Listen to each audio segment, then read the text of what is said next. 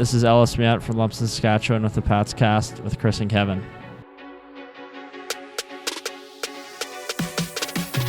For Brown, he'll send it down to the side of the goal. Lancer to front, scores! The hat trick! It's the hat trick for Pete Bust! Aiden Wagner at the line, swiped over to Brown. He'll drive to the slot for the hat trick, tries to tuck it in. They score! Second of the season for Mathis Paul. Intercepted in the slot, McFadden, what a dangle! What a save by Schlenker! My, oh my! He pulled that one out of his bag of tricks! What a toe save there. Ellis Mieyette, top of the left circle. He will throw it to the side of the goal, and it squeaks through. Zach Moore! First of the season for Zach Moore! Now loose puck in front of the net, and what a stop! Merrick Schlenker, absolute robbery! Matthew Lajoie robbed in front of the net on a 2-on-0! What a glove save! How do you describe that one, Tabby? Oh man, just what a stop. Timely save too, we're up 1 goal. That's huge out of Schlenker. Chipped it out to center, Caden Brown throws it up the ice, scores! That's the hat trick, we know that! Caden Brown finally gets the hat trick, and that'll put the icing on the cake in this one. Ruslan Karimov drives to the Broncos net. Here he comes, powering to the goal. Scores! What a move by the Russian! That is a classic power forward move. Fawcett shields it to the blue line. Zach Lansford for Regina. Cuts, fires, blocked, rebound, scores! Reese Hamilton pounces on the rebound.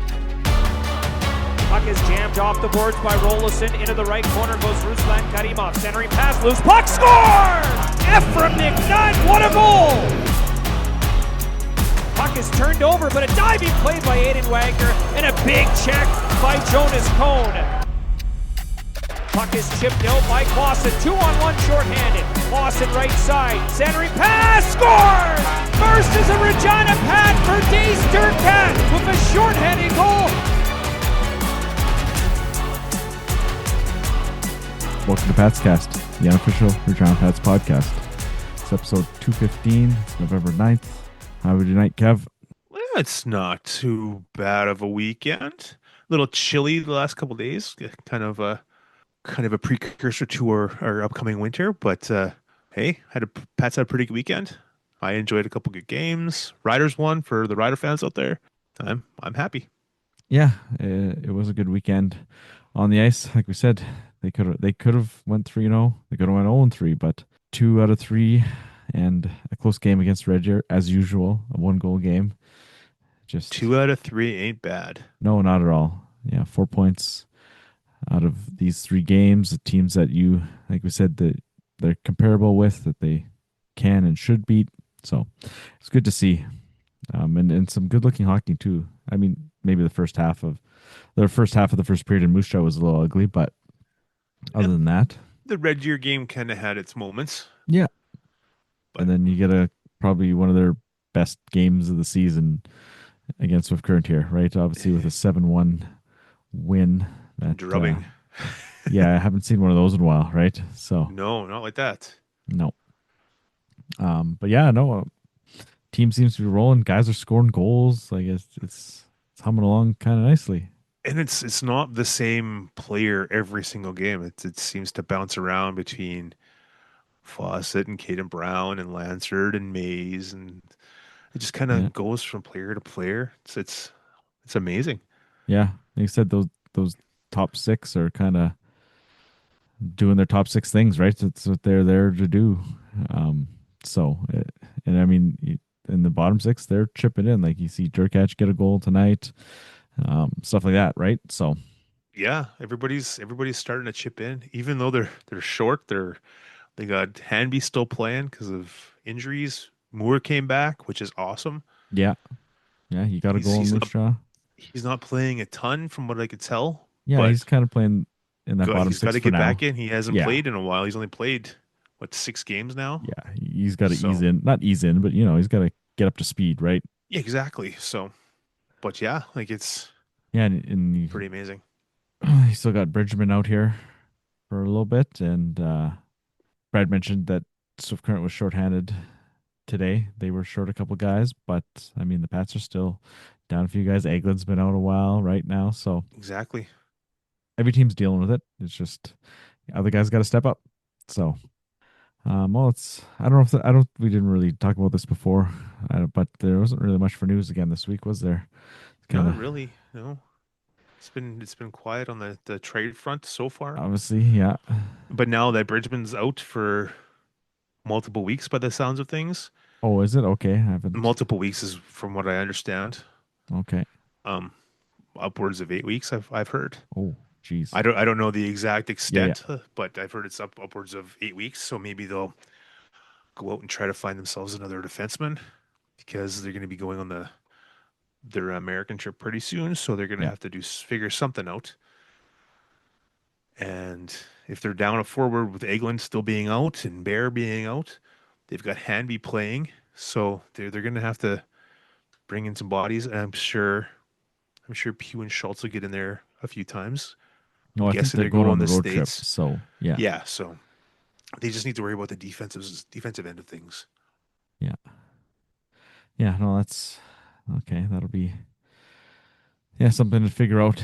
And but at least they're looking good. Like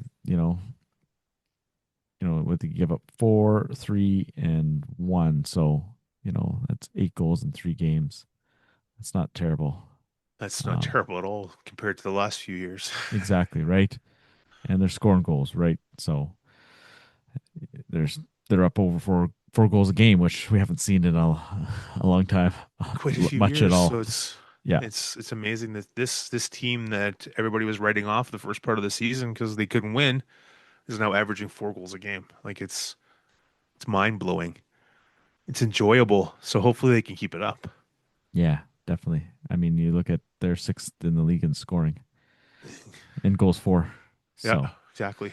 I mean, some teams have played less, especially out in the West. The West seems to be, But still, but yeah, they got 3 guys with double digits already. yeah, Like they've how got many 2 guys had guys in the double top. digits last year? Yeah, they have 2 guys in the top 7 in goals Yeah. scored. Exactly. So yeah, I mean, this is, this is Al's vision, right? He brought in these younger guys, and last year, yeah, it was a rough year, but last year was paying the price for this year, right? Yeah. Get these guys in, get them into Regina, get them starting to play together, and yes, they had the slow start, but I mean, you look at, like we said, these last couple of weeks, the Hockeys look good, right? Yeah, for sure. And like the top scorers it's a mix of the younger and the older guys. Yeah, you look Mostly at Brown, but you get Brown up there, but then you got Lansford Exactly. up there. Yeah. So Fawcett and Brown where they Yeah. should be, but probably should be. Mays, right where Yeah. everybody figured he should be. Mays has cooled off here the last little bit, but like you said, Brown But still, stepped up, he's still over a Fawcett point per stepped up. game. Yeah, yeah, And and you got Lansford is McNutt. a point a game. You got McNutt and Hamilton kind of holding things down in the defense, getting points. Like they got 7 goals combined. Pranich has got 13 points. He's only got 1 goal, but it's 13 points. So Yeah, yeah. And Hamilton a plus 14. Like I Plus know it's a 14. flawed stat, but yeah, but it does still have some weight in that. Yeah. it shows that he's not on the ice for goals against even strength Mhm. or shorthanded, right? So And then Ellis Mieyette, yeah, gotta Mieyette. get on that. Mieyette. Mieyette. He just unfortunately just had his 8-game point streak snapped. 7 game. 7. It would have been 8 tonight, but yeah, unfortunately, score 7 goals and he doesn't get a point, unfortunately. But it is what it is. Exactly. Yeah. But yeah, he's almost a point a game. First year in the Mays league here. didn't get a point either. So like, Yeah, right. So it's- 2 guys that are putting up points didn't get points tonight. So yeah. in a 7 So point, that just shows you so far the depth the Pats have, and like you got Karimov picked up a goal and 2 assists today and looked really good in first star. So Yep, he's got 10 points in 12 games. Right. So nothing. and they nothing got to him. They sneeze got him at off there. the the proverbial scrap heap of waivers, and so I think he's doing pretty well. Mm-hmm. And then, not to jump ahead to our interview with Ellis there, but he basically 2 teams dropped him before he came to Pat's camp, right? So Yeah, exactly. there wasn't a lot of interest in him, but he's fitting in real nicely. Yeah, almost a point per game as a quote unquote rookie, non-rookie, whatever you want to Yeah, call him, first year player. 19-year-old first year player. Yeah, but yeah, I know it's nice to see. And like I said, it's just playing good and getting some results out of it. And Like they got 10 guys with double-digit points, three with double-digit goals. Mays is almost at double-digit goals. So like, yeah, and all in under 20 games played, right? yeah, I love it. I love it. Just hopefully they can keep it up and it just doesn't go away. Yeah, at least keep this consistency going, I right? think. Well, it seems like they figured out how to win. Maybe not every single game, but they figured it out. They figured out not how not to lose. Maybe they get the slow starts, but then they battle back.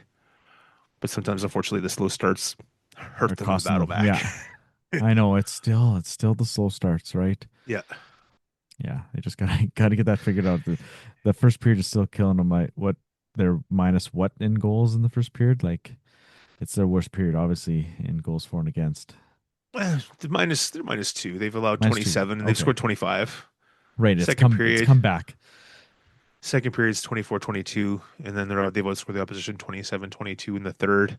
And they've allowed of those 22 goals, I think are six are empty net, five or six are empty net. So Yeah, right. they've So outscored their opposition quite a bit if you don't count the empty net goals. right, yeah. We've seen the good third period comebacks win and lose. So, but yeah, like I said, it's just nice to see some good, entertaining hockey, getting some results. What we've been waiting for a while. It's So nice. yeah, for sure. So It's nice to see. yeah, I guess we go into this Red Deer game Friday night. I wasn't there, but you were there. You knew it was going to be another Red Deer game. These two teams just play these games to a T. You just know Yeah. it's going to happen, right? And back and forth, and the Pats just couldn't get ahead. They were chasing the game all night. Yeah. Um, but it wasn't the most exciting game watching it from home. But what did you think? When you watch Red Deer Pats, it's not exciting. Red Deer doesn't play an exciting style of hockey. They're No, big, they're right? strong. They'll beat you to a pulp along the walls and stuff, and they find ways to score against the Pats. Like they don't score a ton, but they score one more. Yeah, So it seems. yeah. So one thing I noticed right off the hop, like Keats Fawcett was feeling it. He was shooting lots early. I don't know how many shots on goal he had, but it says just five. So he had three more Nah, I goals. don't count. I don't necessarily count those stats. Yeah, right. I mean, some obviously missed the net or whatever, but like right off the hop, I was like, oh man, he's feeling it. Like obviously he had a couple goals the game before, right? And then all of a sudden, boom, it was the Keats Fawcett show. Unfortunately, nobody else could help him out Yeah. and chip in. But yeah, I noticed that right off the get go, and they had the power play early, and he was really going. But yeah, like I said, it's nice to see him really going. That's 5 goals Speaking in of 2 games. speaking of power plays, that game was not a good penalty kill game. Both Yeah, teams no, were 3 for 6. yeah, it's good for the power plays, but Good not for for the the power penalty plays, kill. not good for the PKs. No. Um, but It's nice to see the Pats power play clicking these last few games too. So that's a positive. yeah, and they Penalty kind of kill has not been the greatest, but the power no, play has been good. yeah, they kind of had a really hot stretch there for a little bit, and then they had a really bad stretch on the power play, and now the power plays again in the last couple few games. It's been like 50%. So Yeah, and eight for 14 the last there three you go. games. Yeah, over 50%, and what are they like 30% on the season now? I had it here somewhere, but Just over 28%. yeah, almost 30%. So that's not bad at all, right? No, That's not good at all. for like seventh here in the league. So Just the PK. yeah, PK's gotta gotta work on that. But And Bridgman being out for a while, it's gonna hurt a little bit more. I think it's yeah, gonna yeah, sting a little bit more. yeah. Um, but they haven't taken that a ton of penalties either. They're only at 201, so that's nice to see. That's like sixth least penalty. So at least the penalty or the power play is not at 8.3% like Spokane's is. Like That I saw that. I'm that's like, that's ouchy. that's unfathomable. And they're 9-9. It's not like they're a bad team, right? Yeah, lots of even strength goals. Yeah. But yeah, imagine if they'd score a few on the power play, they'd be a lot better. But Oh yeah, for sure. yeah, when you see that, that's just kind of funny. And then on the other end of things, you got a couple teams. You got Brandon at over 40. PG's dipped under 40 now. They're at 39.2. They were Ooh. over 40 for a while. So it's early in the season. Yep. Teams they're all regress back to the mean, right? So, Or but yeah, continue on being strong. Like yeah, you look at Spokane, they have 120-year-old. okay, So yeah, if they add, that'll help them.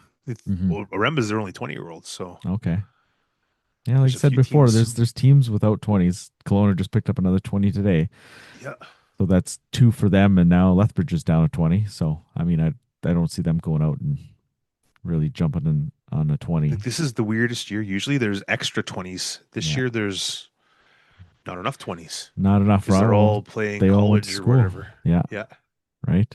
So, um, but yeah, back to this Red Deer game. Yeah, they got they had the power play right at the end there. Is just a little too late, right? Yeah. With a minute to go, they get a 4-minute power play, a high sticking, and Fawcett gets the one, but it was too late. They couldn't get another Yeah. one. There's only 26 seconds left or whatever after Yeah, that. they had a minute, right? So you really, if you score one, you still get the second power play. Like it was there, Yeah. but it's just too late, right? Unfortunate, but Just ran out of time. yeah. But yeah, it was just another one of those Red Deer games. Just like I said, not the most exciting game, but it is what it is. It's old Red Deer. But yeah, like I said, more getting back. Nice to see him back.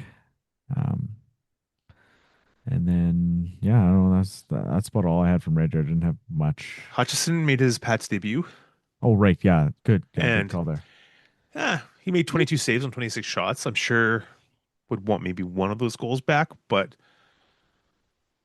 he played well for Yeah, what he was given. yeah, And like he's a backup goalie. Like he's like we said, he's got okay stats. He's not gonna. but two of the power play goals he had no chance on. No, Like the the one was cross a ice backdoor one tip. timers, like yeah. Yeah, like the first one, I think it was Brigley's first goal. Like, it was just a backdoor tip. Like he was wide open. There's nothing like any goalie could do on that one, Yeah, right? exactly. But yeah, no, but I mean, he's serviceable. He'll be there to spell Schlenker. And I was a little surprised that he got the first game, but then kind of Brad alluded to that after tonight. Like Merrick played Saturday afternoon and then Sunday afternoon, so he gets the full day. It wasn't I a late game, early afternoon game. I would Quick assume turnaround. that had they not moved the Saturday game to the afternoon, I would have assumed Schlenker would have played Friday, Sunday, and Yeah, Hutchison would have played a Moose Jaw. Saturday. Yeah, for sure. Yep. But yeah, since they moved it, then Schlenker gets the almost full day off in between Yeah. games there. So, and And back to back one is thing nothing. I love his pads. I love Hutchison's pads. The Yeah, old yeah, school the old brown. school look, And waffle blocker. yeah, the waffle blocker, like they've got the pattern right on it. Looks like a waffle blocker. Love Yeah, it. I love it. yeah, no, definitely. And I was going to bring this up last episode. I forgot, but I know you're all about the old school stuff and Brandon going back to their old school logo, right? The original logo. I absolutely love it. Yeah. Love it. But your Love next thing is getting more teams wearing dark helmets with white. dark helmets with whites, man. Back the way it should be. The Pats always wore blue. Always wore blue home road. Yeah. But then they started doing the whites and it's just Yeah. Well, it is But what it is. I can't do nothing about it. yeah, but it seems to be coming back in style. Like the NHL's doing it. You see Red Deer and Swift Current both had dark helmets on. I love it. So it looks good with Swift Current because it got the blue shoulders and like the blue arms, right? On the white jersey. So it blends really good. But I love I wish the Pats would go back to blue helmets with white.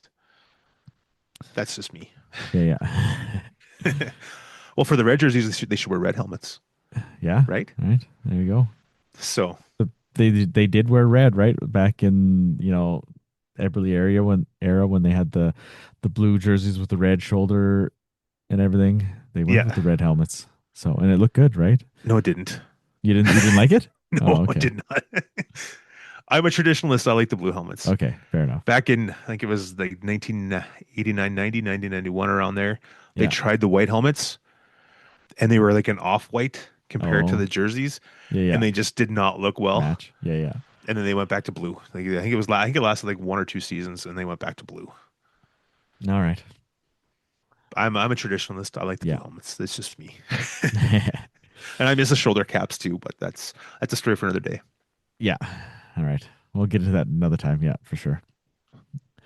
All right. I'll move on to the Moose Jaw game. Like we said before, Moose Ooh, Jaw. what a game! Yeah. We said before, Moose Jaw, man, they've scored a lot, but they give up a lot. So you don't know what you're going to get. But Exactly. yeah, it was a rough start. Yeah, they get out of the period 2-0, but oof, man, it was until like the 10-minute mark when they got their first shot. Like I Moose Jaw was all didn't over them. didn't have a chance to watch this one live either. Yeah, no, I definitely watched this on replay with being the afternoon game. I'm like, I'm totally watching this in the It's evening. unfortunate that the feed was kind of Choppy. sketchy, choppy, glitchy, whatever. Yeah. But man, it's that first half of the first period, I was scared. I was like, oh God, this is going to be real bad. But Yeah. then all of a sudden they scored, and then Brown doubled it.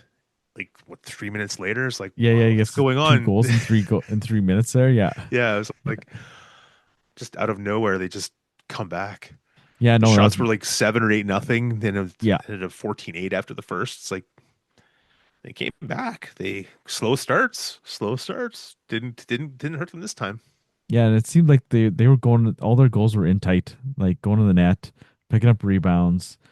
Um, Musha makes the trade to get Cruz Chase in, and he's a decent goalie. But man, the Chase Pats Woodsky, Chase Woodsky, man, not our Cruz. not our Cruz. I know I got that mixed up before. Yeah, yeah. But When I anyways, messaged you that trade, I know I or was you like, messaged me the trade, is like, traded again. I'm like, yeah, what? I know. Yeah, too many cruises. But yeah, yeah, Chase Woodsky. So You mean Chase's? His name's too Chase many Woodsky. He's not a chases. Yeah. Cruz. Oh man. That's allowed. Yeah. But yeah, so they make the big deal to bring him in, and it's kind of like, oh, Musha's adding. It'd be interesting. I mean, they're a decent team. They're maybe playing a little above what they maybe thought. Um, Playoff revenue, man. These small market teams need the playoff revenue. yeah, So do they they're trade Lakovic? I don't not know. now, right? Probably not, unless the price is right. Yeah, unless somebody blows their socks off, like say Kelowna, right? But yeah, yeah. So he comes in, but Regina, it was a slow start, but they get a couple in the second, but Musha ties it up, and then Pats poured on in the third and pick up three more to. I mean, it was late. They got the two late goals. I mean, Moore gets the early one in the third to kind of start the ball rolling. But I mean, this game was kind of on Schlenker. Man, he made some big saves. Oh yeah. You messaged me. He's like, oh man, that save in the second period or whatever it was. I was like, which one? Yeah, And then too early in the third, I'm like, which two? There's a whole bunch. Like, holy yeah, man, he made a lot of good saves. Like yeah, I'm happy. I'm happy he was able to make those saves. But man, he's so athletic, such a quick goalie. It's crazy. yeah. No, he's not the biggest guy, but man, he definitely made it work on Saturday. Like the one in the third, like early in the third, there it was a 2-0. Like everybody started to leave, and the puck bounced back, and it was a 2-0, and passed it over, and boom, he just made the glove save. It was just like, wow, real nice, real Oh nice. yeah, real nice. It's nice to have a goalie like that. Yeah, and I know uh, Evan asked Brad about him tonight, and yeah, I think I'll put in the interview with Brad tonight because we kind of talked about the weekend and the last little bit as a whole. So I'm gonna put that in after we talk about these games because it's good to hear from him when the team's starting to click, and it's always nice to see that, right? So Yeah, everything seems to be working right now. yeah, They may not get the W every game, but they're working towards it. definitely. So, What else? What else you got on that game? Yeah, like I have to throw um, Schlenker out. He got second star of that game. 3 on 39 shots. So that's Brown, not bad at 5 all. points, second Yeah, hat trick of the season. Like, back to back game hat tricks, right? Like, yeah, Fawcett then Brown. It's yeah, like, and oof. like I said, Fawcett was out and he was questionable for Sunday night here, but he made it back in. And like I said, Brown steps up, Fawcett's out. He picks up the hat trick. I thought he thought he had it earlier, but they gave it to Yeah, Klassen, and I guess they changed it after the fact because it was a double deflection. It went off a stick, and then it went off either Klassen's skate, must have been Klassen's skate, or the must have defenseman's been skate, and then skate that touched it last. Yeah. yeah, and went in, and then the Brown gets the empty netter at the end. But so yeah, he almost had four, but yeah, and Moore getting his first one right in front of the net again, guys. The winner. The Yeah, winner the on end the power eventual play. game winner. Yep. It's good to see. Good to see That was him a bit of back an in on the ugly score one, sheet. but it somehow snuck in underneath Witzke's pad. But yeah, he'll take it, right? First one of the year. So that Shout out to one, Tabby for being the color guy. yeah, I was Did just did about a to pretty say good that. job. Pretty Yeah, good he was job. good. Yeah, no, for sure. Keeping, First time doing it, I'm sure. Did pretty yeah, good. Kept no, kept Dante in check a few times. yeah. uh, but yeah, no, it was good to see him make the trek over to Moose Jaw and give Dante a little help. Yeah, I don't have much else to this game. I mean, it's just nice to go into Moose Jaw and get a win, right? Yeah, That's anytime in Moose Jaw, a win was a great thing. yeah, for sure. So that's the last two they've won in Moose Jaw. That's nice to see. Sunday game, so we got Swift Current. They were on a 3-3, and so that was nice. It was kind of even there with the Pats, right? At least Swift Current didn't have the night off or something. I don't know. I don't know when Swift Current played. I assume they played in the evening, Yeah, Saturday they night. did. Yeah, because I think the the Moose Jaw game was the only one in the afternoon, I think. But so yeah, so Pats had a little more rest, but man, they came out much better. Like as they said, is probably one of their best performances. They just came out and isn't. I mean, you get those early goals, and then it kind of just went from there. It just kind of seemed like the teams were just playing it out. Like I said, Yeah, and it we seemed were like they there. just wanted to get the weekend over with. Yeah, it was already 3-0, halfway into the first period, and it just kind of was just I don't want to say nothing game, but it was just kind of blah after. I mean, it was Well, they got that 3 goal lead, and it kind of worried me because, well, do they sit back and just do their normal kind of relax and stuff, whatever, and then, well, they kind of did off the face off, right? They gave well, up the goal, and you well, you said it like as soon as they scored the 3 goals, he's like, we need another one because you can't let them get back in the game, and boom, whatever it five was, seconds after, yeah, Panelakis with a nice nice shot, goal, nice yeah, goal. real nice goal. He scores, and we're like, oh, here it is, but. Yeah, so Current they didn't have they much, right? they were able to shut the door in the rest of the first period. Then I was like, okay, they've got this. I think they've got this. And then, Yeah, once the game kind of rolled on, even before they scored, you know, these other goals later, it wasn't until middle of the second period they scored their fourth, and then later in the second they get their fifth, and then yeah, the third was just the third, right? yeah, And we kind of talked about it. There wasn't very many penalties. It wasn't until the third period kind of things got a little more. The game was getting chippy, right? You could see that there was a few things that weren't called, but whatever. yeah. It wasn't. It was A fine. couple different officials today, so that's new. Julian Deslodges.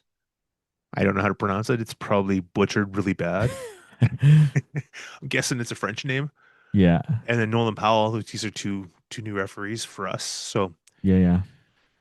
they they let a lot go. They called a couple chintzy-ish calls, but it is what it is. And like 6 power plays combined, Pats ended up with 4, 2 for 4 on the power play.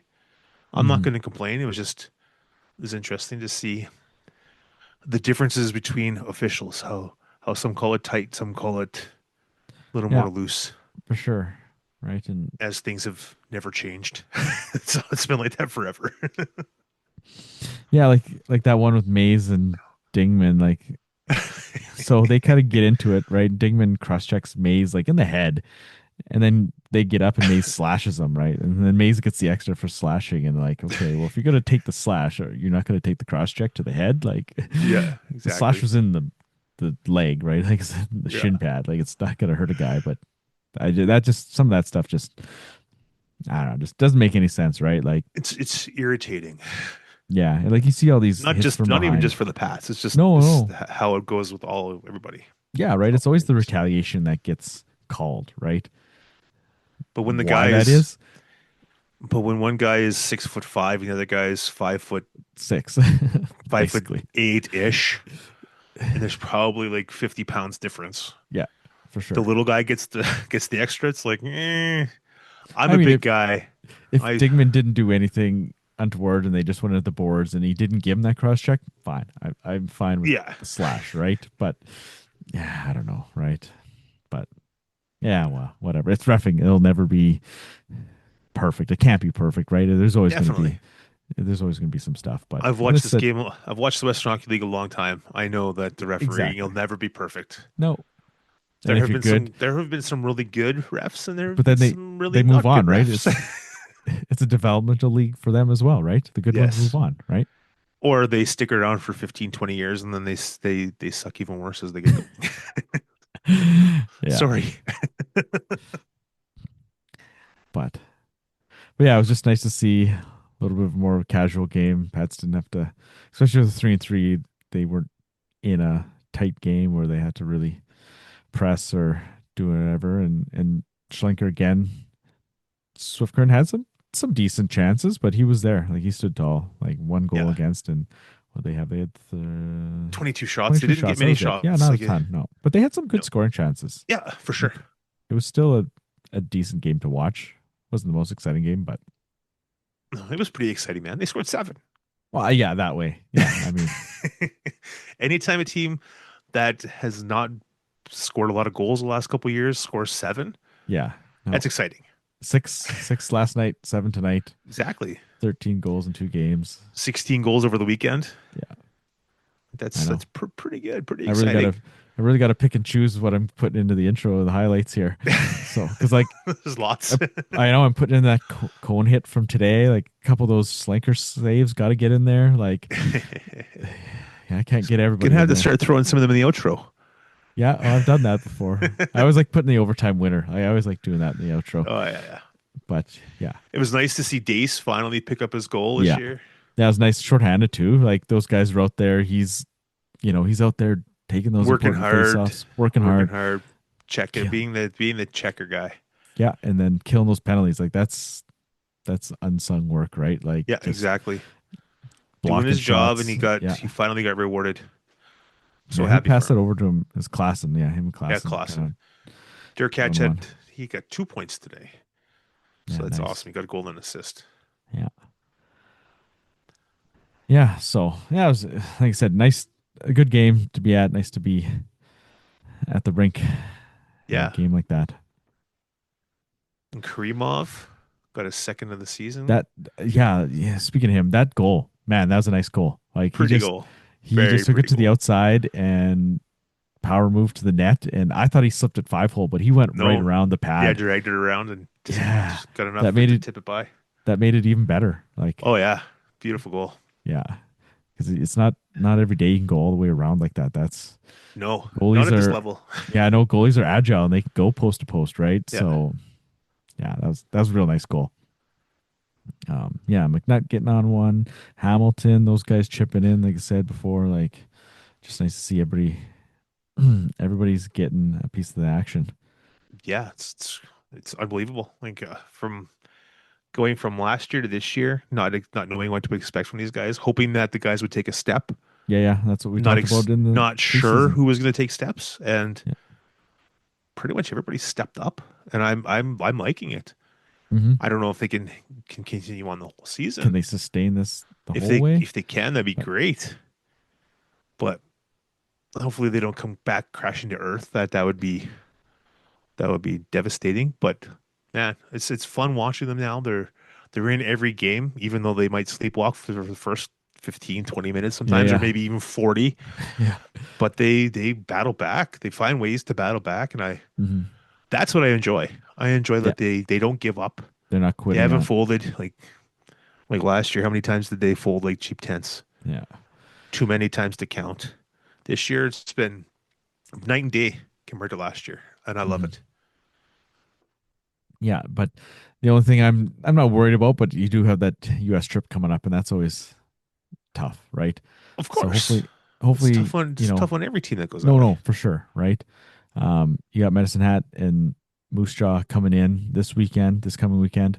So there's, Moose Jaw, another winnable game. Medicine Hat, they're pretty decent, but hopefully they take some momentum and carry it into this weekend, and then see what happens into the road trip. Like The way they're it's playing right now, every game is winnable. yeah, So like they haven't been brutally outplayed in a long time. They're competing. They're able to battle back. They're on par with all these teams. Just hmm they need to find a seventh defenseman, whether it's in the system or if they have to bring someone in to spell these guys because got a 6 game 6 game US trip. You're not going to just want to have a six defenseman. no, You're going to need an yeah, extra body for sure. yeah, 100%. Yeah, it'd be interesting to see what they do there, for sure. Um, yeah, and then, like I said, Pugh and Schultz should be going on that trip by the sounds of it. So there's a couple extra bodies up front. So they're good forward, but they just need to Yeah, add an extra body on defense because they get one injury, they're down to five. yeah, exactly. Yeah, So yeah, it just comes back to that trade, like the Kwalik and then Smith, and oh yeah, man, that was too bad. I mean, yeah, things happen, but yeah, they just got to move on and deal with it, right? So, for sure. oh One thing about this game, I was surprised that Rocha played again.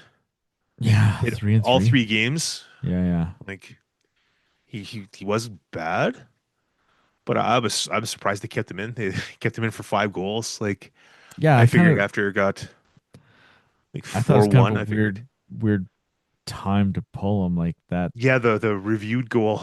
It's like they're pulling him Yeah. now. Why Yeah, I know it's like now? 5 minutes left in the second. Like you've gone this far with them. Like Yeah. what's another 25 minutes? But Or what's another 4.5 or 5 minutes to finish off the period, and then have Eska come in for the yeah, third. yeah, right. So But none of the coach must have saw something. Maybe that he looked tired or whatever. Or yeah, I don't know. or not, or even not to pull him 10 minutes into the game when he's given up three. Right, Yeah, exactly. quick. Usually, maybe with a 3-3, you'd see him get pulled that quick, right? Yeah. Like we've seen Brandon, right? Yep. In the For sure. Brandon game, Pat scored those three first quick goals, and then they make the goaltending change, and then it kind of flips the script for them. Yeah, for sure. Um, but yeah, no, that was surprising. That was for sure. Uh, yeah. Anything else you got from these games then? Military appreciation game on Yes. Sunday, which was nice. They had Corporal Sinclair up on the ice, and then another guy, I can't remember his name. I forgot to write it down. They did a little opening face-off ceremony thing, which was nice to see. Yeah, They had that was nice. Yeah. the repeller guys coming down, which is cool. Yeah, and It's they had the always nice when display yeah, in the it's always corner nice when there. they tie in the military and stuff with the Pats. Yeah, 100%. Right. Yeah, I like that. And going back to Friday, they did country western night, and it was kind of country. There was the giveaway item didn't get in time, or in on time, so they're postponed that or whatever. But that's not the whole idea. There was a lot of No. people that did not dress up as cowboys or cowgirls or cow people. And like even the Pats themselves, I think they were kind of wanting them to dress up like cowboys with the boots and stuff. But Yeah, I've seen a they couple had the people. pregame walk in, and then there's nobody really wearing cowboy Yeah. garb. But it's nice that they try these things. There was Yeah. lots of country-ish music. They had like country rap. They had like the DJ Okay. mixing it with like the country with the rap, Oh, like okay. or hip hop country or whatever. Yeah, yeah. It was kind of interesting. But hey, 4 points out of 6 over the weekend. I'm not going to complain. I enjoy it. They're playing hard. The scoring is coming from pretty much everywhere now. which is great. Just gotta get healthy, get Tabby back, get Bridgman back, and whatever they need to do to get on the road, they got to get that extra body on D for sure. Like I said, whether it's from in the system or from elsewhere, they need an extra body for sure. Yeah, 100%, definitely. Yeah. All right. Well, with that, we'll throw in some sound clip from Brad here after Sunday's game, kind of talking about this game and kind of the last little bit as a whole. Well, Brad, we haven't seen 60-minute efforts much this year. Was that one tonight? Yeah, I thought we played a real complete game tonight. Obviously, not just the score, but I think this the way we managed the puck, the way we were checking, the way we were in our D zone tonight. Swift Current was a little shorthanded tonight, but sometimes it could be a trap game for us. And I thought we talked about winning habits, and I thought we displayed a lot of winning habits tonight. Did the third period of Moose Jaw yesterday kind of carry over to today? Yeah, I think it did. I thought there was some good stuff in Moose Jaw last night from us. I thought even the second period we were pretty good. First period we weren't great, but yeah, I thought this whole week there's been lots of good things from our team. I think that we're starting to just build out from here, and expectations are raising in the dressing room, and the players come in the rink expecting to win and holding each other accountable to playing winning hockey. So I think that we're taking some steps in the good direction. Yeah, that's kind of my next question. The last 2 weeks has really been something's not changed, but it's really come along, hasn't it? Yeah, I think that just the very start of the season, we played a lot of the top teams at the start of the year, and we didn't have a very healthy preseason, and it rolled into the regular season. I think they were getting some continuity in some lines, and there were some players that really stepped up. We had Keats couldn't go last night, and Caden Brown really stepped up for a hockey club, and having Zach Moore back in our lineup it's a huge thing. I think he plays to a real identity of our hockey club. I think he elevates other people around him, and he's one of our leaders for the reason. He's one of the heartbeat guys of our team, and so having him back, having our older guys step up, and that's what we need out of our hockey club. Your older players need to be your best players, and we're starting to get some of that here lately. Is that what you were expecting out of those guys, the older guys now? Starting to score? Yeah, for sure. I thought that like the guys that Julian and Keats and Caden Brown, it's what they're capable of doing. They've done it before in the past, and now with the opportunity they're going to have with our team and the roles that they need to fill for our team, it's hard being a goal scorer, but that's the reason those guys get paid the most money. So yeah, it's you need your top guys going, and our top guys have been going lately for us. Brad, your power play, 8 of the last 14. I mean, that's pretty good. In the last 3 games, you guys have 8 goals on the power play. What exactly have you seen from that, and just what's been clicking so well? I think that we've just haven't been too fancy with it. I think a lot of it's just rebound goals, pucks in the blue paint. I think that we do. Our coaches do a really good job with their power play and get the kids really prepared. But in the end, it's about the kids and what they're going to do on their ice. And I think they've been. We've challenged them to not be standing around and be on the puck and hounding pucks, similar to what we are in 5-on-5. And I think just with that, mentality they've had, we're getting bounces because we're working. And we talked to you on Friday and with Zach Lancer. Obviously, you're 1 and only 3-3 this weekend. Not the result you wanted on Friday, but it was a good game. You come out, you win the other 2. Zach Lancer came in here. You said on Friday night that you guys were going to win the next 2. So, what does that say about this weekend? How it went, and just how big was it to get those points? Well, I think that Lanny's saying that that's what I was talking about. Like our team, our players, they're coming to the game, and no disrespect to the teams that we're playing, but our expectation has really raised. Friday wasn't what we wanted to be, and we knew there was some games set up for us to finish off the weekend well. So for us, it was just about talking about winning habits, not being frustrated. Because on Friday we played really well, guys. We just didn't score 5-on-5, and obviously our penalty kill wasn't great. But but we had scored. We had generated more than enough chances, 5-on-5, and good chances to win that hockey game. And we basically just talked as a group. Let's not let this weekend get away from us. Let's reset here. And I think that just goes back to us learning to win and the importance of being able to reset and refocus and go back at them the next 60. You know, obviously it was team effort in the last couple of games for sure in those wins. One player specifically though I'd like to hear from you and your thoughts about is Mary Schlenker. Obviously a big game last night, and tonight only lets in one past them. I know a bit of a blowout, but still you have to have good goaltending to win this thing. For sure, I think that's that goes with with good teams, obviously, and Merrick, his process, the shape that the kid's in.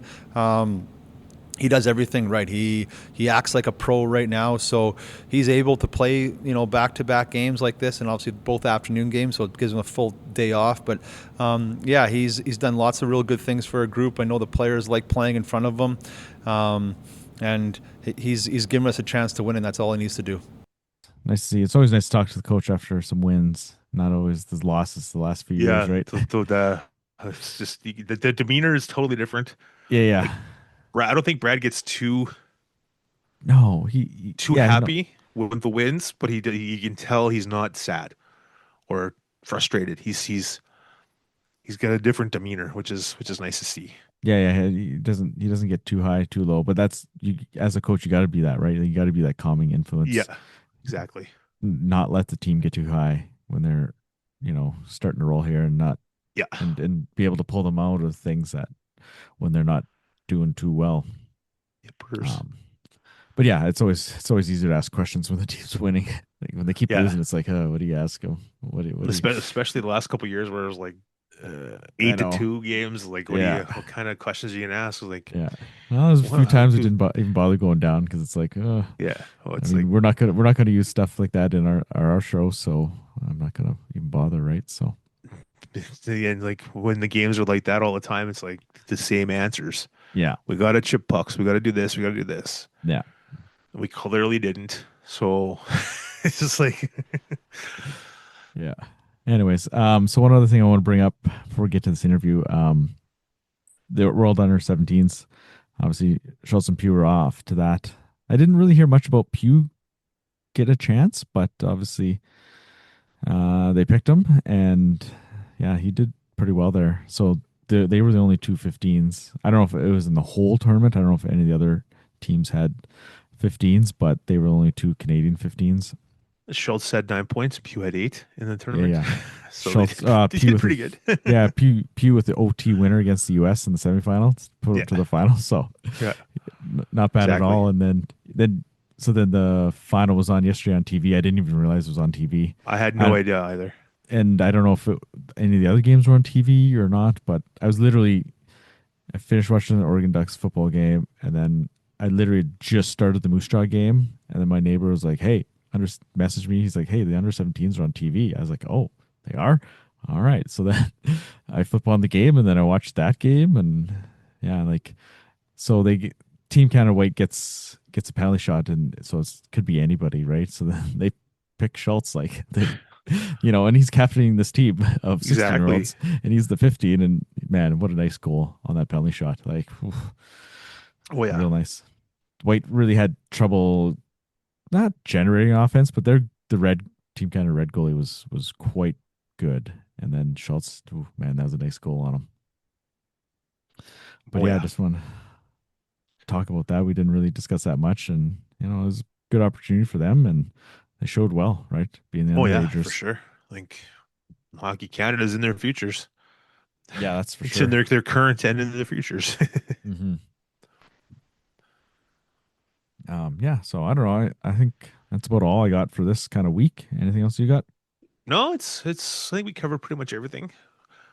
Well, not Pat's related news, but the Rockets made a couple deals today. Just not too long before we started recording this episode. They got themselves a 20-year-old and an import coming in. Whether he actually comes in or not, I'm guessing they probably. No, he's playing pro over in Czechia or Slovakia. I can't remember where, but I'm sure they've probably talked to him already, or they've got it in confidence that he's going to come over. So Well, that's what you got to do. You got to kind of pull out all the stops. So, and Yeah. for Lethbridge to move Smith, you move a 20, right? So that's a guy Yeah, you're not getting exactly. back anyways. And then Yeah. for them to move an import that's not even playing with them, that's a nice deal for Lethbridge, right? And So, especially with the uncertainty with the players for the next year and the year after, like these trades are going to be really important, mhm. especially for especially for the Rockets because like go all in this year, they might be really in trouble next year. Wow, they're So, kind of already in but trouble this year. well, it's like more trouble than they're going to be. Like, No, I know, right? And they have to go all in, or not well, all in, of obviously, course, but they got to do some heavy lifting because they're not doing the greatest, right? So, no. um, That's why everybody was wondering why these guys got the yeah, tournament. But and like you look at you look at what Medicine Hat lost and where they are in the yeah, standings, right? They're respectable 10-6-2-1, right? exactly. And they get the Memorial Cup. Maybe guys stick around. You don't know, right? It's definitely it makes that decision harder for them, right? Yeah, So exactly. and like yeah, I think everybody was shocked that Medicine Hat didn't get it, right? Like To a point. But when you saw who the other guy was, the other team I know. that got it, you pretty much figured they're going to get it because they technically didn't they not get the last one and then they changed their minds or whatever because the rink No, it was needed some upgrades or something. yeah, okay, so they got it in 20, right? Yeah, And then they didn't get it in would have been 23 because the building wasn't up to standard enough. I don't know what yeah, changed in 3 years, but like their building still wasn't like enough, I guess. they're doing a ton of work not only to the on ice product but the off ice product. Like they, I remember the press conference. Bruce Hamilton rattled off 10 things they're doing, like, and then plus what they got to do on the ice for to be Yeah, exactly. competitive. Like, and then you like look at Medicine Hat. Well, you can just walk right in. That place is brand new. Like it's Yep, ready to go. The on ice product is going to be pretty good. So it's just, yeah, it was just interesting decision, right? So, yep. but yeah, well, at least we get to see Medicine Hat coming into town first Hmm. time. So see what that the new look Medicine Hat Tigers, McKenna less Medicine Hat Tigers. So, but They've got a few guys yeah, no, that they've can score. yeah, definitely. They got the Ruck twins. They look like they're going to be really good players uh, and stuff. And they brought in a few Americans that we don't know much about, right? So And Schaefer Gordon Carroll yeah, is putting up some pretty his good numbers second his already. second year in 6 goals this. in 8 games. He had 6 goals all last year. So Yeah, yeah. I don't know if he's hurt now or was hurt, but he's only played 8 games. But Okay. I'm looking He's forward to he's an seeing him. American too, isn't he? Like, Yeah, he's from like Utah or whatever. He yeah, was yeah. one of So those. he was up before the trend of coming here. Yeah, he was a U.S. priority draft guy. Kind of came out of nowhere. No one Yeah. really knew anything about him. Yeah, they got kind of some balanced scoring. All like, you know, their defenseman, Jonas Wu, has the most goals on the team with 10. He just had a Yeah, hat trick last night. And then Pickford, the other D man, he's got 9. So they're the top 2 goal scorers on the team. So it's they got the D. yeah. And Wu, they got the Pickford, two Van Mulligan, and the two Finnish guys, Finnish guys. Yeah, those big guys. Yeah. Vidi Vasanen and Nilo Pekka Mohonen. Yeah, I'll let you handle that. Um, but yeah. So yeah, they're they're still going to be a team to be reckoned with. That's for sure this season. So see what kind of moves they make Yeah, going it'll in the be future. it's going to be an interesting stretch to the trade deadline to see what teams are going to do. Like, are teams going to wait to trade, or are they going to just start trading now just to get it over with? Yeah, like Moose Shot, right? Like making that early move. Yeah, and hopes that guys may come back from the NCAA. Speaking of coming back, Gould, did he play yet?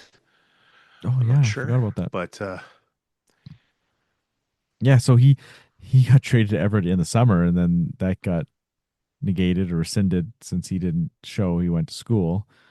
Yeah, And he's played then- 2 games. He's got a goal and an assist. There you go. And then he does get traded to Everett again since he Yeah. did come back from school. So that's interesting. Yeah, for sure. So So he's Well, the they- first one to come back.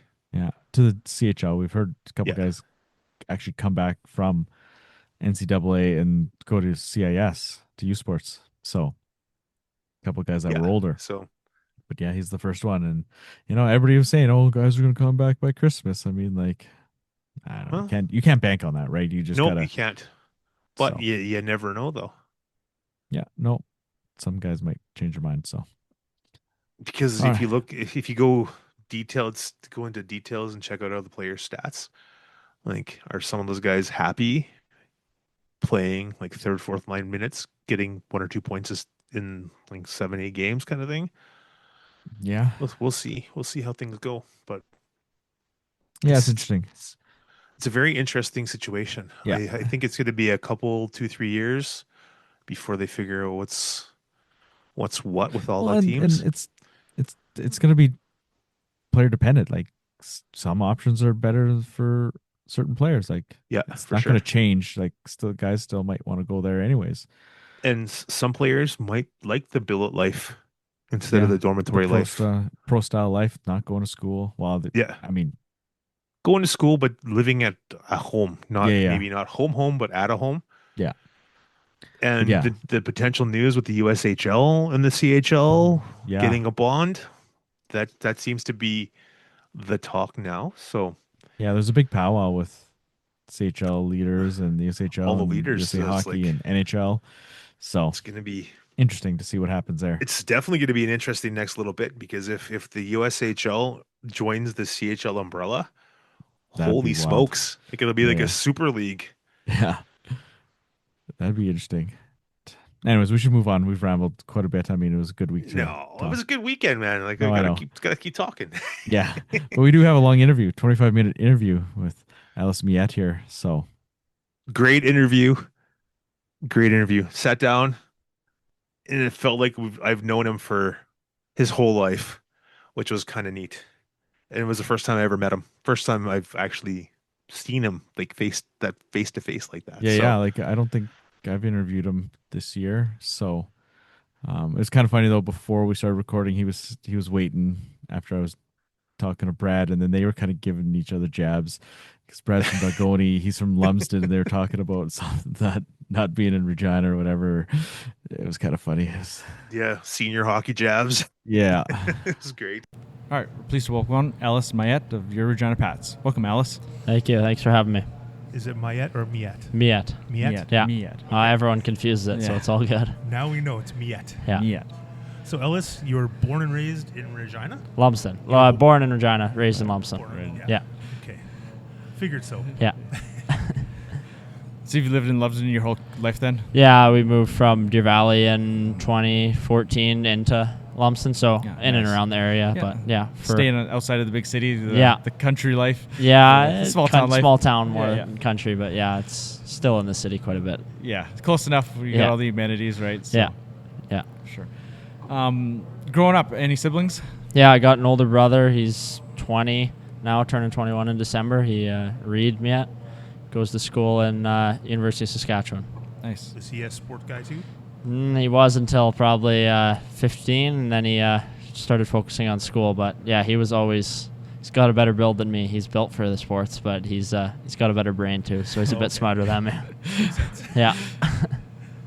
So growing up, was hockey the only sport you really focused on? No, I kind of, like every kid in Saskatchewan, you kind of play everything, especially in the small towns. You go to volleyball, basketball. Never played flag football, but never anything like that. Golf kind of grew on me now. It's turned into big now. It's kind of fits with your schedule. You play in hockey in the winter and golf in the summer. And yeah, I guess when I was younger, played more sports, but now it's more hockey, and then golf's more for fun.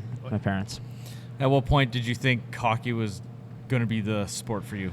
Oh, I was kind of doubted my whole life, so I was never played the highest level, and I younger, but when I hit U15, I kind of played the lower levels. U18 didn't play the higher levels, and then had a good year U18 AA, and it kind of got an opportunity for the Pac Canadians here in Regina, and I couldn't pass it up, and was still kind of on the fence, just see what happens. And I had a good year there, and I got an opportunity in Alberta last year, and then it kind of had a good start there and started to realize that opportunities that come with it. And then here is coming back to my hometown. It's kind of really realizing how high level of hockey it is and where it can take you and all the opportunities and people you meet. So using it as a strategy for life too. So rewinding a little bit, when did you start playing hockey? Probably 3, 4, 5. Tim Betts used to play at the Pats intermissions when I played for 3, 4, 5s, and then I Probably saw you out there a few times. Yeah, I don't know if I was great back then. Couldn't skate too well, but I was on the ice for sure. We were just commenting, they get 5 minutes. Well, it takes them about 2 minutes or 3 Yeah. minutes to get them all on the ice, and they don't and get then- much exposure out there, but Yeah, and it's then always good to watch. Half of them are skating out there, and half of them are getting dragged around. Yeah, but exactly. Yeah. It's fun for them, right? Obviously. Fun for them, so. fun for the parents to see them. Yeah, my parents still Yeah. still bring that up every time they go out there. How influential were your parents in your hockey and sporting career? Yeah, they were. They always were there for me in the highs and lows, and they always support me. And I wouldn't be where I was without them. And they always gave me what I needed to succeed, and they're always there for me. And now coming back and living at home, it's just super grateful. And yeah, they've been great for me. So, as your hockey career's been going, have you always played forward? Yeah, well, D when I was really young, when I was probably U9, whatever Adam that is, or novice, and then I switched when I started playing spring hockey in Regina, and then I've been a forward ever since. Can't really skate backwards, so I. Did you ever play goal? I really wanted to. My dad was a goalie, so I always had deals with him that once I hit 10, I think the deal was that I was going to play goalie, and he said no, and he didn't want me to turn out a goalie. They're a bit odd, like he is, so. So he wouldn't let me, but yeah, when I was younger, I always wanted to. I still have a set of my old pads when I made so my. you did strap the pads on a few Oh times? yeah. I used to always want to be like my dad when he played beer league. He'd bring me out, and I always wanted to be a goalie, but probably pretty glad he talked me out of that. I don't know if I built for being a goalie. Yeah, so you got to be a different person to be a goalie. Really I don't stand there and take those pucks. Don't think my parents want to be goalie parents either. So. Speaking of your dad, did he play any serious hockey or anything? No, he always reminds me that he played U15 AA with Mike Sillinger, so he always brings that up, but he never went anything past that. He played beer league, but yeah, he always tells me that. But no, he wasn't much of it. He can golf, but yeah, I don't know if you consider that a sport or a hobby. So. So what was your favorite team growing up? Toronto. My grandpa was Toronto, and then he's handed it down to my dad, and then my dad handed it down to me. He's a pretty diehard fan. He follows them closely, but yeah. So you're still a Leaf fan? Yeah. Okay. Yeah, somehow. Who was your favorite player growing up? Tyler Bozak, probably, when I was really young. When he was here, my dad knew his dad a bit, obviously, with him being from Regina, so I was a big fan of his. And then kind of as I got older, I like watching Marner and Matthews, obviously. They're the two guys you see on the ice all the time. But yeah, I just probably Bozak when I was younger, Marner when I got a bit older, and now I guess on the team now, probably Nylander, like how he plays. So who do you emulate your game after? Who do you style yourself after? It could be one player or multiple players. Like, what pieces of players do you take into your game? I like how Marner sees the ice. He's a good playmaker. I try to model my game a bit after him. I try to move the puck and set up other guys. And then another Domi, he's still in the Leafs. He's got a bit of grit to his game, which I try to have. Try to get under the other guy's skin, and he plays hard and physical, and he's always working. So I kind of try to. That's what I've always said for the past few years. A mix of those two. I like, not on the Leafs, but Kyle Connor on Winnipeg. He's quite the player. So that's who my coaches last year always say. I reminded them of, or me, of him. So yeah. Your favorite minor hockey memory? Probably playing junior Pats. We won a tournament in Calgary, the Havoc tournament, with all my friends. That was probably the best. We won Adam. I won Hockey Regina Championship. But yeah, probably those two. Those two would be the top two. Nice. So tell us your story of how you finally got onto the Pat C's. We heard that you had a couple tryouts with them or training camps. And you just didn't quite make it or whatever. Yeah. So I played U18 AA in my hometown. I wasn't great even then. I was just that was kind of when I was just playing hockey because all my friends were still. And then I came back, and I had a coach that believed in me, and I was going to Pat C's camps always, but it was just, say you went to camp. No, I wasn't going to make the team back then. I never really had a chance, and I had a good year at U18 AA, and then I started talking to a few teams around Saskatchewan, and Darren McKechnie was the coach then, and I was going to other camps still, and C's weren't, I guess they were a top option, but they didn't offer me right away, so I went to spring camp there, and I had a good camp, and they let me play on their team. So I guess they were kind of the first option, but the last one to offer. So I always wanted to play for them. They'll stay in my hometown and stuff like that. So yeah. Nice. So you played in those 2 years there. You played some AA, some AAA, some Junior B, some Junior A. What was kind of going between those teams like? Yeah, those levels? I think I AP'd for the Junior B Storm when I was second year U18. That was Drew Kosher. He was the coach then, so I always, that was when I played then, it was like that was the fastest hockey I've ever seen. And then I got to U18 AAA, and I had a decent year, and my rights got traded to Larange, and I got a few games there, and that was crazy when I got there how fast it was. And then I guess I went to Junior A last year, and it was still really fast. And then even coming here, it's just like it's a whole new level. It's always jumping. Kind of haven't played for the same team 2 years in a row in a while, so it's kind of, you're always going to a new league, and every league's different with physicality, speed, or guys you're playing with. So yeah, it's been hard, but it's also been great. I've met so many people along the way, and all the people that believe in me. Larange, that's way up there. Like, that's a long. Yeah, I never actually got to go up there and play. I only played when they were down played here. in Melville and Weyburn. Oh, yeah, okay. on those south trips. So yeah, that's where I played with them. So how did you end up going to Drumheller? Kind of when my rates got traded, I was with Melville, and they got traded to Larange, and I hadn't signed anything yet, and Drumheller's coach reached out, and I've always watched Junior A, and I think the AJHL produced more Junior A players, obviously college players, and obviously the SJ still does, but I kind of liked what he was telling me and their culture and everything there, and he believed in me, and he kind of coached the way I styled my game, and he offered me, and I still had to go in there and earn a spot. But yeah, I think the coach there just really appealed to me and what my goals were and everything like that. So yeah, it just kind of worked out like that. So when you got there, what did you think of it? I had really good billets, so I didn't know a single guy on the team. I only knew the coach, so I showed up there when I was 17 and just kind of went into a new environment. But it was great. Everyone throughout that town, it's a small town, city-ish, and they all treated me really well. And yeah, I have nothing but good things to say about Drumheller. My experience there was nothing but great, so I don't think I could be anywhere near where I'd be without them. So yeah. You made the West Canada Junior A. Yeah. What was it? Yeah. Canada? Challenge. Yeah. Junior A challenge. Yeah. What was that experience like? Yeah, that was against the States and Sweden and the Eastern guys. Yeah, that was when I got even the opportunity to go to camp for having to make that team.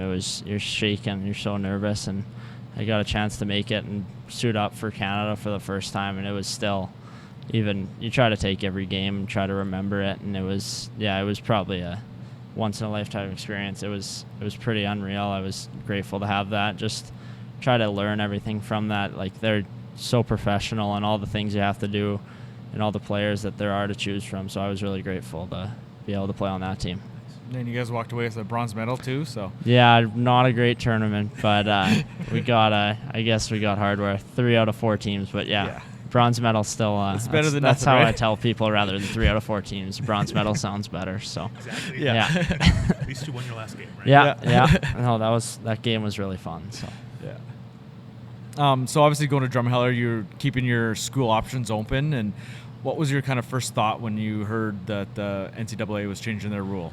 Yeah, I was I think it changed early November last year, and I before that I was starting to talk to quite a bit of schools. I had a pretty decent start there, and then kind of heard waves that it was going to change, and it kind of screws over some Junior A players. It kind of changes a lot, and I committed right after, I think it was end of November, so it was it was kind of nerve-wracking. You had to choose a path when growing up, and you had to either be a WHL guy or you had to be a school guy, and I kind of decided to go to the school route. And then when I heard that change, I never really had any WHL teams offer me, so I was kind of worried, if I'm going to be honest. But then I committed to a school, and then it kind of, I guess this option came about, and it worked out. So, yeah. So going into the summer, then, did you get some options, or what were you thinking? If you were going to get some options, you were definitely going to. Obviously, you came to Regina's camp, but you're hoping to get some crack at the WHL. Yeah, I was with PA, I guess, in December last year, and they kind of said you can come to camp, and then they dropped me in January, and then I actually got picked up by the Hitmen in February. Went up there, practiced a bit, and then they dropped me in. They dropped me in the spring of last year, and then my advisor is from Regina, so I got an opportunity to come to camp here. And I, even throughout the summer, everyone's asking, "Oh, what are you doing next year?" I told them I have no idea. It was like I was going back to Drumheller if I didn't make the team. But yeah, I think it was kind of a hard summer, not knowing where you're going to be, not knowing where you're going to be living for the next 8 months. So I grateful that it's at home. But yeah, I was kind of between here or Drumheller. Then you got the call, came to training camp, and then you made the team. How was that? Yeah, I just tried to take it day by day. I guess I came in. I knew a couple guys, obviously, with all the hometown people here, and I had a decent camp. Wouldn't say it was my best camp, and with also the new rule changes, you're allowed to play preseason, so I was stuck around for preseason. Even up to the day I signed, everyone was asking, "What am I doing?" I was still told them I have no idea. And then I had a good game and had a few good games and got the opportunity to stay here. So that felt like 1,000 pounds off my back. It was just a relief to know where I'm going to be for at least a little while. What was your welcome to the WHL moment? Good or bad, or if you have one of each? Yeah. It's early in your career. Yeah.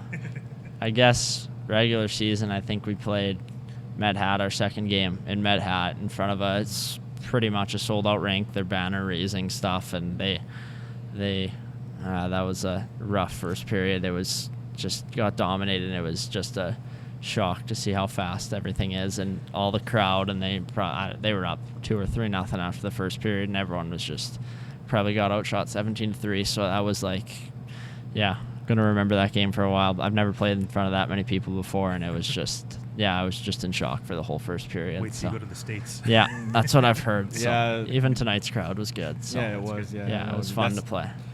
That's what we keep hearing in the States. It's totally different. It's a totally different atmosphere. Bedlam or pandemonium in some of those rinks. Yeah, there's a couple guys that played for Everett, and I guess Schlenker played for Portland, and they say how those fans are diehards. They treat it like pro sports. So excited to play there. Yeah. The front row, the glass ticket. Those are the most expensive tickets in the building. People want to be there. Excited to play there. That'll be a really good experience. Hopefully it goes well and not like Medicine Hat did. So, is there any particular reason why you were number 21? I was 25 in preseason, and then I think we traded a guy, and it was 25 was with all the new sponsorships and Under Armour. It was going to be an extra large jersey. Okay. So equipment trainer came up to me and said 21 is going to be a smaller jersey, and I happened to wear 21 when I was younger playing spring hockey, so I said sure. I didn't really have much of a choice, but no, I wore it before, but it was either 21 being a jersey that fits me or 25 wearing a dress on the ice. So swimming it. Yeah, decided to wear 21. So is there any significance to the 21? No, I kind of just that was the number I was in spring. I was 18 for most of my life, 18 or 9, and then last year I was 27, and then this year I guess 21. I don't really have too much superstition about what number I would be. I'll be whatever they have. Some guys are different, I guess. So going back to the school thing, you chose Lindenwood. What made that the place to commit to? Yeah, I think their assistant coach reached out in September before the AJHL showcase last year, and I went down there mid-November last year. Went on a fly down with my dad, and that was my first time seeing everything and how they operate, and they treated me really well, and I liked the direction they're headed, and all of their people treated me really well, and my parents liked the school part, but yeah, even like their facilities, and I got to see some of the guys and how they ran practice, and yeah, I think it was the right fit at the time, and it was still seems to be. So that's kind of how the decision came. I didn't have too much interest from other schools, but yeah, they were the ones that flew me down and treated me really well. So nice. So what's kind of your thinking school wise that you're going to take there? Probably business. Starting to take some classes now with our school guys here.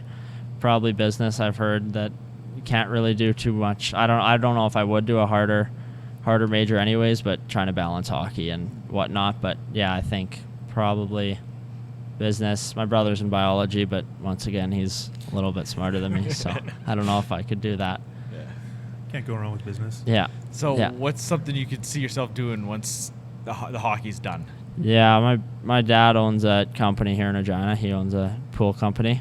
So I've been working there since grade 8, kind of doing everything, trying to learn a little bit in my free time and building pools. So I guess it's so far in the future, but I kind of like that. But I guess honestly not too sure. I try to focus on hockey, but that's always nice to have, not an option, but just to know that that's always there, and it's not obviously going to be handed to me. But that's kind of what I've been thinking. But there's so many things change over so quickly. So I guess a rough estimate, but could be completely different. I'm not too sure. But if you're going into business, it's it kind of works out, right? Yeah, exactly. Yeah.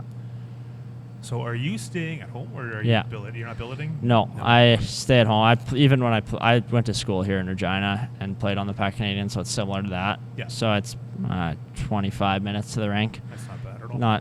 It's the only time it sucks is after a bus trip. You get home at 3 a.m., but it's not too bad. I got Taylor Tabashniak on the team. He works with me in the summer, and I've been really good friends with him. So he always opens his house if I ever need to stay there.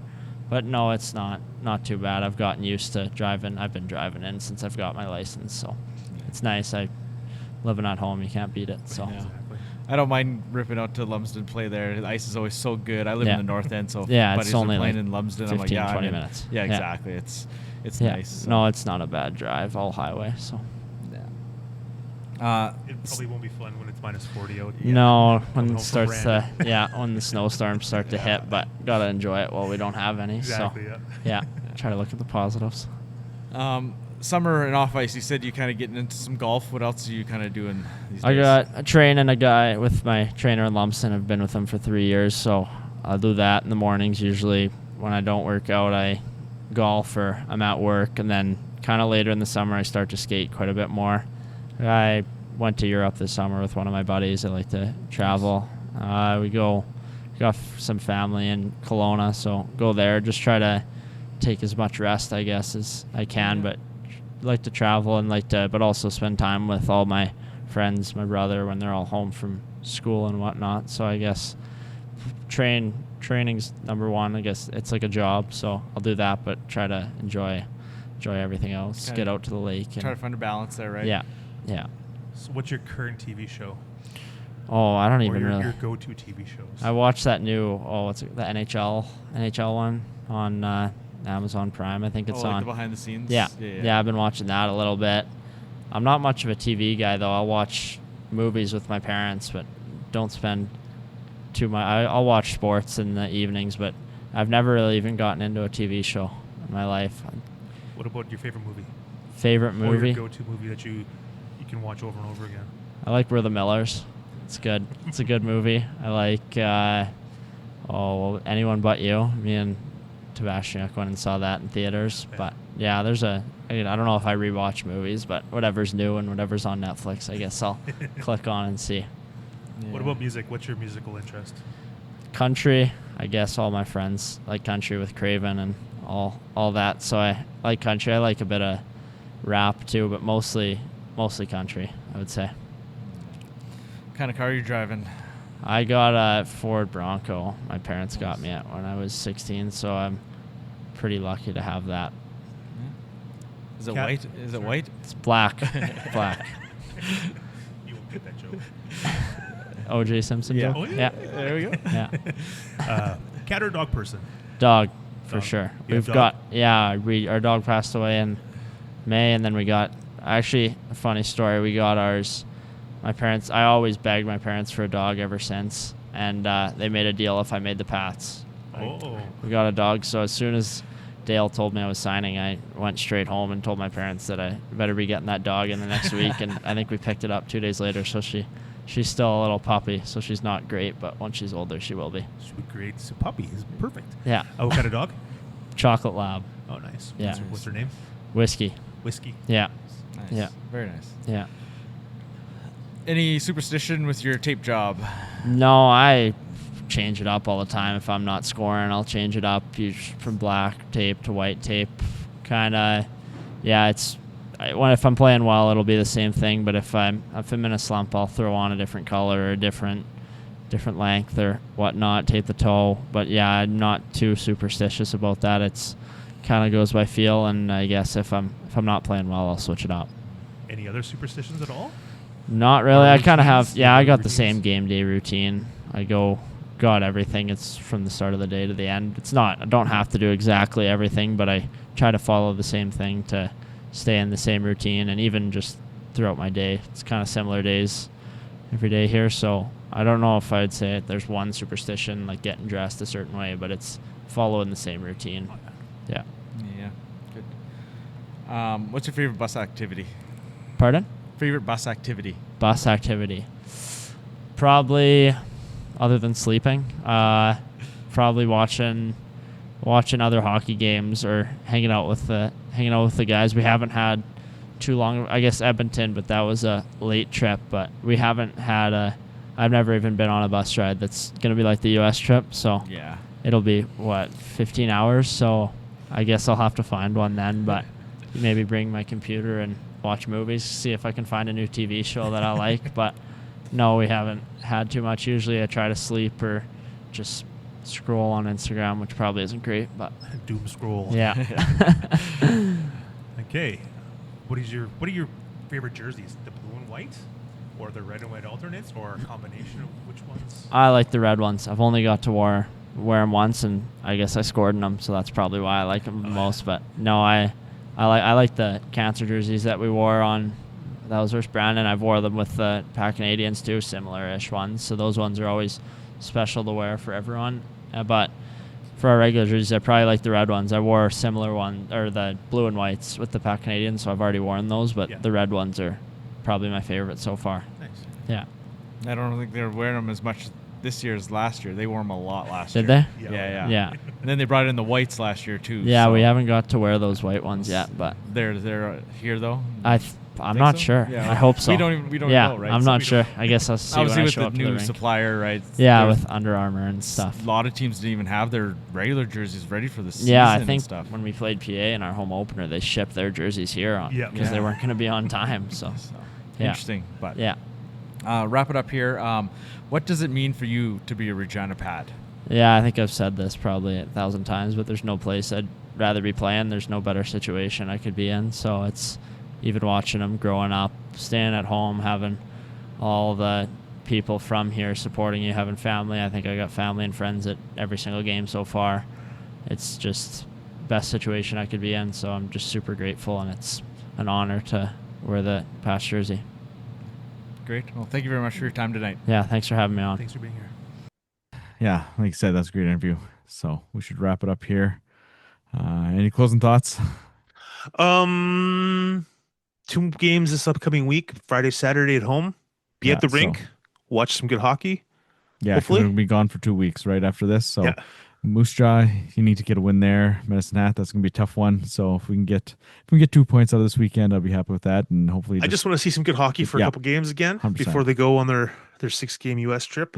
And it's split up nicely. Like the U.S. trip is split up nicely. Yeah, Wednesday, Friday, Saturday, Wednesday, Friday, Saturday. So yeah. So it's not bad. You got 3 and 4, and then a 3 and 4. The 3 and 4 kind of sucks, but it's a nice little break in between. So yeah, it's it's better than a 3 and 3, and then you got like a 2-day, and then it's another 3 and 4 or whatever. Or Tuesday, Wednesday, something like that. Yeah. Yeah. No, it seems to be pretty well laid out this year. So.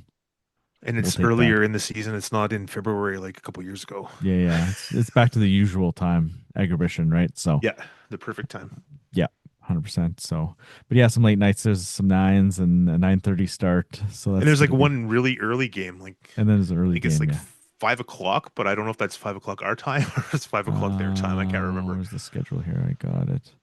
So it's 9 on Wednesday in Spokane, and then 9 in Tri-City on Friday, and then Saturday's an 8 in Seattle. And Wednesday it's a 9 in Everett, and then a Friday. It is Friday 5 local in Portland. 5 o'clock our time. Yeah.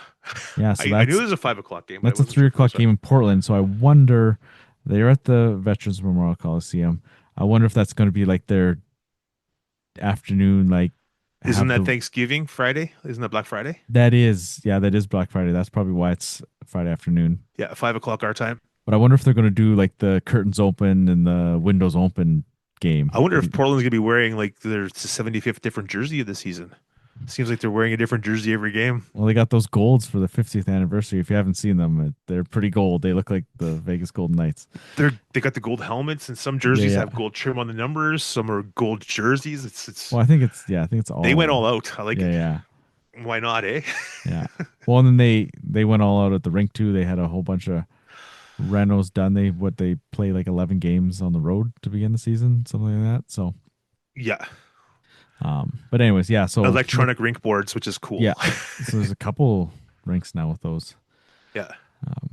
And then Saturday is 8 o'clock in Wenatchee to finish it off. So a few late ones, one early one, and a couple not so late ones. Yeah, 3 9s, 2 8s, and a 5. That's not terrible. So it's terrible enough when I get phone calls at like 1 o'clock in the morning. So. Time change, man. Time change. Time change. Remember the time change, Dante. Time zone differences, sir. Anyways, but yeah, we should get out of here. It's been a long episode, but I mean, it's a great week. Great. It's fun to talk it's fun to talk about the team when they're winning or playing well. Yeah, 100%. So. And a very good interview with Ellis. Glad he was able to make it and come on. And it didn't feel like it was like 25 minutes. It felt like it was short because it was so smooth. It was such a good interview. Yeah. And the mic didn't fall over either. So hey. I kid. We might have got it fixed. Yeah. Figure out. So but it sounds good, right? The new mics. Nobody's fiddling with mics and it sounds really good. So exactly. Yeah. Anyways, well, we'll get out of here. Thanks for listening. And yeah, go watch some Pats hockey. Starting to pick it up here, and it's exciting to go to the rink. Have a good night, folks. See you at the rink. McGregor on the right wing side. Into the middle, it's intercepted. A partial opportunity for Regina. Brown walks in, scores! Caden Brown, top corner. My, oh my, what a shot by the 20-year-old. Well, that was a pizza tossed right up the middle of the ice, Dante, by the Swift Current Broncos. Caden Brown's hungry. He jumps on it, turns on the jet, skates right to the net, and fires a snipe right to the top corner.